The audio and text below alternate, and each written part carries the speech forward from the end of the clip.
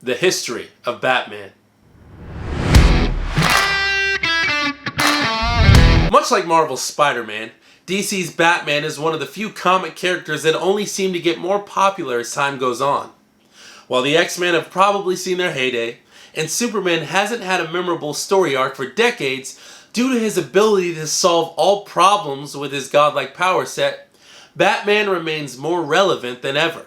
Batman also struggles with finding a work-home life balance, often being obligated by his duties to ignore the relationships of those closest to him in order to do his job.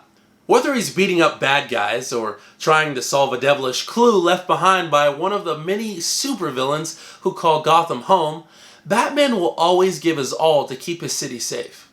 He would of course prefer to do so alone, but he's slowly learning to accept help from others. For almost Batman's entire existence, Batman stories of any medium, including comics, have told us that Batman was created by Bob Kane. This is a lie of omission, but still a lie. Bob Kane created a Batman, not the Batman. In the 1930s, Superman comics were selling like hotcakes. The publisher, National Comics Publication, the company who would eventually become DC Comics, asked their creators to create more superheroes. A creator named Bob Kane had the idea for a superhero named the Batman. He showed his work to his creative partner, Bill Finger. Kane's proposed the Batman looked like this. Finger looked over the drawings and found himself perplexed at the difference between the name Batman and the brightly colored character drawn on the page before him. He kept suggesting minor adjustments until the Batman looked like this. Finger also created the name Bruce Wayne. The Bruce part comes from the real-life Scottish hero Robert the Bruce, King of the Scots. The Wayne part is a reference to the American Revolutionary War soldier Mad Anthony Wayne.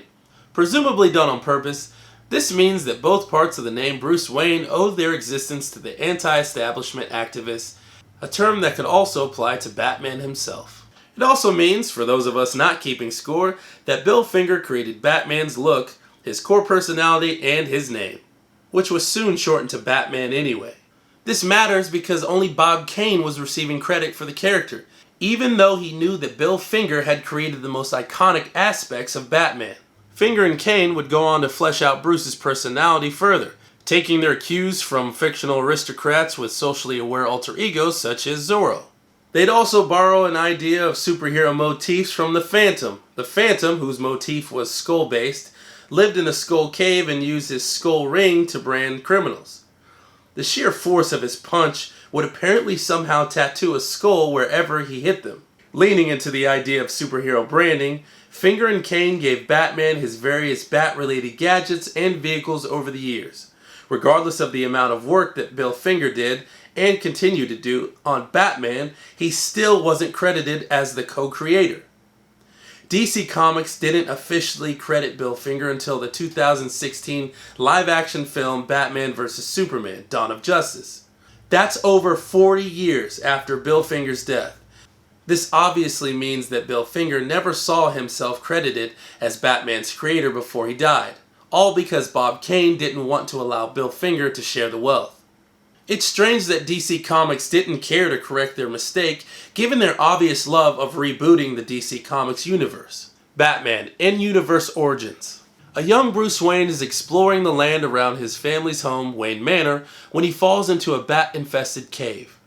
Understandably, this somewhat rattles him, which ultimately results in Bruce becoming mentally conditioned to equate bats with fear. Not long after that, he's gone to the movies with his parents, Martha and Thomas, so they could all watch the classic film Mask of Zorro. After the movie is over, his parents choose the wrong alley to walk down, and they're murdered before Bruce's eyes. This further traumatizes the young boy, who would now be raised by Alfred Pennyworth, who was already more of a father to Bruce than Thomas ever was. As he grows older, Bruce travels the world learning as much about martial arts and science as he can. When he returns home to Gotham, he thinks of that young boy in the alley.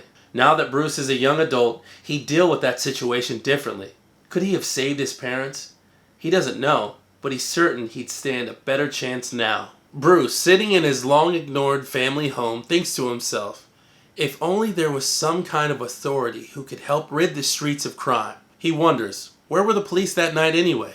Being a decent detective himself now, Bruce does a little research.